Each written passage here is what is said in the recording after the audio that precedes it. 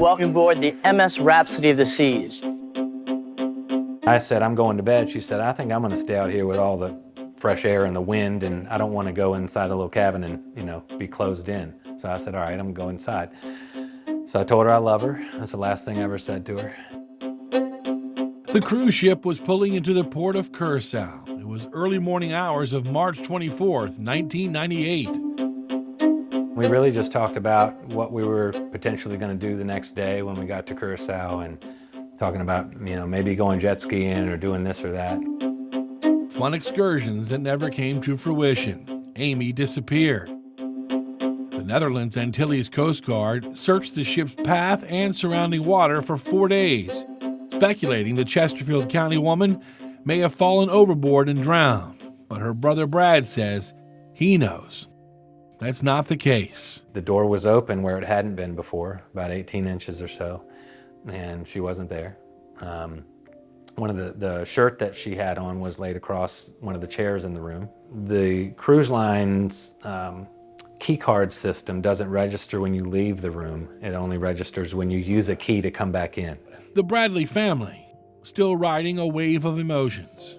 Obviously, losing my sister has been really tough and emotional, and but watching my parents go through that was some of the hardest stuff. And even to this day, certain topics of conversation, it's a wrap with the emotions. Mom and Dad have a hard time, and I don't think that ever changes.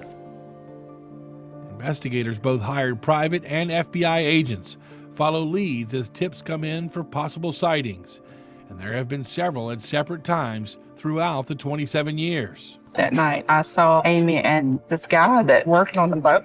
Several theories: abduction and human trafficking, fallen overboard and drowned, or a rendezvous with a bass player from the cruise ship's cover band circling in and out of this cold case like the changing of a tide.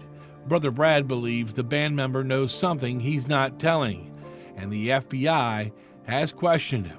I was sitting by the pool on the top deck, and exasperated and kind of in shock, and realizing the reality of what was happening. He came up, and the first thing he said to me, and keep in mind this is before any announcements were made publicly, said, "I'm sorry to hear about your sister." The Bradleys believe the Netflix docuseries will bring millions of viewers from around the world, hoping with that comes new information that will lead them to their loved one, Amy Lynn Bradley. Feels like last week and 100 years ago at the same time. We keep on plugging away and following every lead and chasing every sighting and doing everything we can do. Every time we do a news story, it kind of redredges all the emotions and the stories and the memories and all that kind of thing. And it's tough, but it's necessary, if we're not going to give up looking for her.